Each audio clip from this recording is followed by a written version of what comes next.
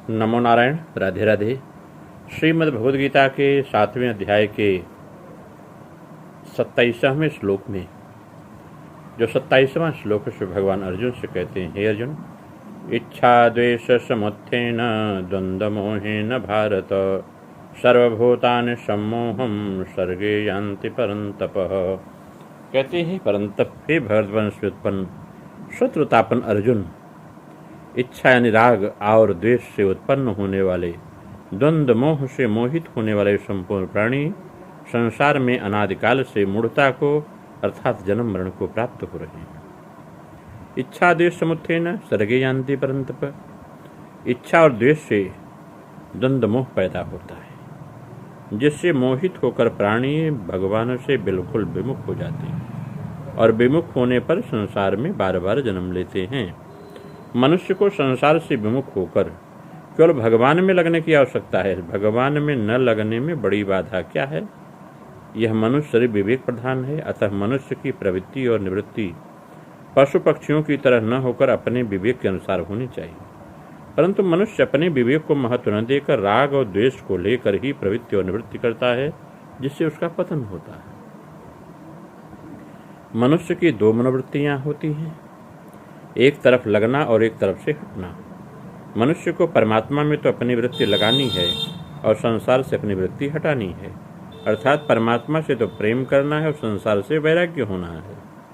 परंतु इन दोनों वृत्तियों को जब मनुष्य केवल संसार में ही लगा देता है, तब वही प्रेम और वैराग्य क्रमशः राग और द्वेष के रूप में प्रकट हो जाते हैं, जिससे मनुष्य संसार में उलझ जाता है और भगवान से सर्वथा विमुख हो जाता है। फिर भगवान की तरफ चलने का अवसर ही नहीं मिलता। कभी कभी वो सत्संग की बातें सुनता है, शास्त्र पढ़ता है, अच्छी बातों पर विचार भी करता है, मन में अच्छी बातें पैदा हो जाती हैं तो उनका ठीक से समझता है। फिर भी इसके बाद भी वह मन में राग के कारण यह बात गहरी बैठ जाती है कि मुझे तो सांसारिक अनुकूलता को प्राप्त करना है और प्रतिकूलता को हटाना यह मेरा खास काम है, क्योंकि इसके बिना मेरा जीवन निर्वाह नहीं होगा। इस प्रकार हृदय में दृढ़ता से राग देश को पकड़े रहता है, जिससे सुनने, पढ़ने और विचार करने पर भी उसकी वृत्ति राग द्वेष रूप द्वंद्व को नहीं छोड़ती। इसी से वह परमात्मा की तरफ नहीं जा सकता। द्वंद्वों में भी अगर उसका राग मुख्य रूप से एक ही विषय में हो जाए तो भी ठीक। जैसे भक्त बिल्वमंगल की वृत्ति चिंतामणि नामक वेश्या में लग गई तो उसकी वृत्ति संसार से तो हट गई। तो जब वैश्या ने यह ताड़ना की कि ऐसा हाड़ मास के सिरे तू आकृष्ट हो गया, अगर तू भगवान में इतना आकृष्ट हो जाए तो निहाल हो जाए, तब उसकी वृत्ति वैश्या से हट करके भगवान में लग गई, उसका उद्धार हो गया। इस तरह से गोपियों का भगवान में राग हो गया तो राग भी कल्याण करने वाला हो गया। शिशुपाल का भगवान के साथ बैर रहा तो बैर पूर्वक भगवान का चिंतन करने से भी उसका कल्याण हो गया। कंस को भगवान से भय हुआ तो भय वृत्ति से भगवान का चिंतन करते करते उसका कल्याण हो गया। हाँ, यह बात जरूर है कि बैर और भय से भगवान का चिंतन करने से शिशुपाल और कंस भक्ति के आनंद को नहीं ले सके, बल्कि इसका तात्पर्य है कि किसी भी तरह से भगवान की तरफ आकर्षण हो जाए तो मनुष्य का उद्धार हो जाता है। परंतु संसार में राग द्वेष, काम क्रोध, ठीक बेठीक, अनुकूल प्रतिकूल आदि द्वंद्व रहने से मूढ़ता होती है और मनुष्य का पतन हो जाता है। और दूसरी दृष्टि अगर इसको समझना चाहें तो एक बात और है कि संसार का संबंध द्वंद्व से दृढ़ होता है। जब कामना को लेकर मनोवृत्ति का प्रवाह संसार की तरफ हो जाता है तो संसारिक अनुकूलता और प्रतिकूलता लेकर राग द्वेष हो जाती है। अर्थात एक ही पदार्थ कभी ठीक लगता है, कभी बेठीक लगता है, कभी एक ही व्यक्ति अच्छा लगता है, कभी बुरा लगता है, कभी उससे राग होता है, कभी उससे द्वेष होता है, जिनसे संसार का संबंध दृढ़ होता है। इसलिए भगवान ने दूसरे अध्याय में निर्द्वंद शब्द का प्रयोग किया है कि द्वंद्व रहित होने की आज्ञा दी है।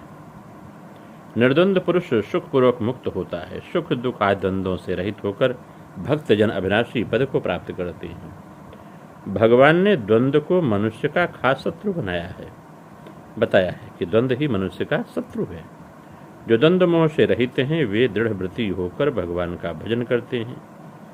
गीता में द्वंद्व रहित होने की बात बहुत बार आई है। जन्म मरण में जाने का कारण क्या है? शास्त्रों की दृष्टि से तो जन्म मरण का कारण अज्ञान है, परंतु संत वाणी को देखा जाए तो जन्म मरण का खास कारण राग के कारण प्राप्त परिस्थितियों का दुरुपयोग है।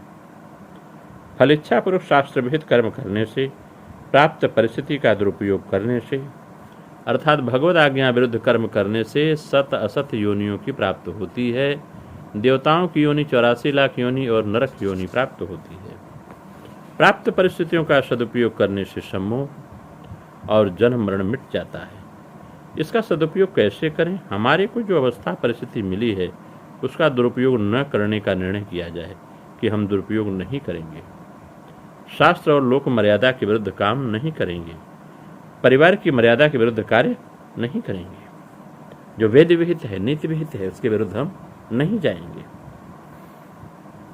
इस प्रकार राग रहित होकर दुरुपयोग न करने का निर्णय होने पर दुरुपयोग अपने आप होने लगेगा। जब दुरुपयोग नहीं होगा तब सदुपयोग अपने आप होने लगेगा, अर्थात शास्त्र और लोक मर्यादा के अनुकूल काम होने लगेगा। और जब व्यक्ति का जीवन का कार्य सदुपयोग होने लगेगा तो उसका हमें अभिमान नहीं होगा, कारण कि हमने तो दुरुपयोग न करने का विचार किया है ना, सदुपयोग करने का विचार तो हमने किया ही नहीं, फिर करने का अभिमान कैसे? इसलिए व्यक्ति को यह विचार करना चाहिए कि हम दुरुपयोग न करें, तो अपने आप सदुपयोग हो जाए, उसका अभिमान भी नहीं होगा। इससे तो कर्तृत्व अभिमान का त्याग हो जाएगा। जब हमने सदुपयोग किया ही नहीं, जब हमने उसका फल भी हम कैसे चाहेंगे, क्योंकि सदुपयोग तो हुआ नहीं, किया नहीं। इससे फलिच्छा का त्याग हो जाएगा। कर्तृत्व अभिमान और फलिच्छा का त्याग होने से बंधन का अभाव हो जाता है और व्यक्ति स्वतः सिद्ध हो जाता है। प्राय साधकों में यह बात गहराई से बैठी हुई है कि साधन, भजन, जप, ध्यान आदि करने का विभाग अलग है और संसारिक काम धंधा करने का विभाग अलग है। बड़ी दृढ़ता से कहना चाहूँगा कि इन दो विभागों कारण साधक भजन ध्यान आदि को तो बढ़ावा देते हैं, पर संसारिक काम धंधा करते हुए राग द्वेष काम क्रोध आदि की तरफ ध्यान नहीं देते, बल्कि ऐसी दृढ़ भावना बना लेते हैं कि काम धंधा करते हुए तो राग द्वेष होते ही हैं, ये मिटने वाले थोड़े ही हैं। इस भावना से बड़ा भारी अनर्थ यह होता है कि साधक में राग द्वेष बना रहता है, जिससे उसके साधना में जल्दी उन्नति नहीं होती।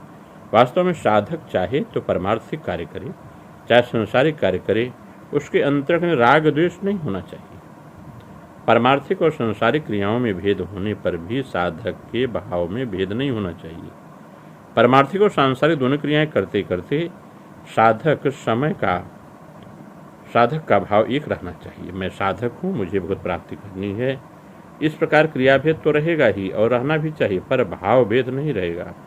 भाव भेद न रहने से, एक भगवत प्राप्ति का भाव होने से परमार्थिक और सांसारिक दोनों ही क्रियाएं साधना बन जाती हैं। यद्यप संसार बंधन का मूल कारण अज्ञान है, तथा अज्ञान की अपेक्षा भी मनुष्य राग देश रूप द्वंद्व से संसार में ज्यादा फंसता है। किसी देश काल वस्तु व्यक्ति परिस्थिति आदि को अपने सुख दुख का कारण मानने से राग द्वेष पैदा होते हैं। जिसको अपने सुख का कारण मानते हैं उसमें राग हो जाता है, जिसको अपने दुख का कारण मानते उससे द्वेष होता है। राग द्वेष मिटने पर मनुष्य सुखपूर्वक संसार बंधन से मुक्त हो जाता है।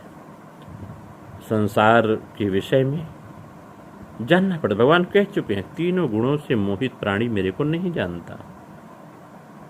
ऐसे मोहित प्राणी न संसार को जानते हैं, न भगवान को जानते हैं। संसार में रचे पचे रहकर मनुष्य संसार को नहीं जान सकता, भगवान से अलग रहकर मनुष्य भगवान को नहीं जान सकता। वास्तव में संसार का ज्ञान संसार से अलग होने पर और भगवान का ज्ञान भगवान से अभिन्न होने पर होता है, संसार नहीं। यही संसार का ज्ञान है। वास्तव में जो है ही नहीं, रहता ही नहीं, उसका ज्ञान कैसा? संसार है ऐसा मानना ही अज्ञान कहा जाता है। अगर इसकी हम क्रियायोग के माध्यम से व्याख्या करें तो यह बात और स्पष्ट हो जाती है, जिससे भगवान ने कहा है कि हे अर्जुन, आध्यात्मिक व्याख्या करें तो यह होता है कि स्थूल देह से उत्पन्न होते ही जीव के पूर्व संस्कारों के कारण अनुकूल विषय में इच्छा और प्रतिकूल विषय में द्वेष उत्पन्न होता है। उससे फिर शीतोष और सुख दुख द्वंद्व समुत्थित होकर मैं सुखी हूँ, मैं दुखी हूँ, इस प्रकार के भाव जीव को मोहित कर देते हैं। वह दुख से परित्राण पाने के लिए काल्पनिक सुख के पीछे दौड़ना पड़ता है और उस सुख में किसी के द्वारा बाधा उत्पन्न करने पर दूसरे को उस सुख का भोग करते हुए देख उसकी हिंसा करता है। जगत के सारे सुखों को अपने अधीन करने के लिए उत्सुक होता है।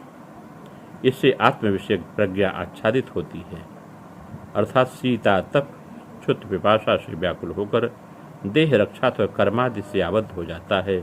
मैं सुखी हूँ, मैं दुखी हूँ इत्यादि बोध की ताड़ना से दिन रात व्याकुल रहता है। आत्मदर्शन की स्पृहा तक मन में नहीं उठती। यह अनात्म विषय में बोध होता है। इसके द्वारा ही आत्मबोध आच्छादित होता है। जितना ही आत्म संबंधी ज्ञान आवृत होगा उतना ही अज्ञान गंभीर से गंभीरतर होता जाता है। अंतःकरण भगवत स्मृति उतना ही दूर भाग जाती है। इसी से वे भगवान का भजन नहीं करते। इसलिए व्यक्ति को सदैव भगवानमुखी रहना चाहिए। नमो नारायण। राधे राधे।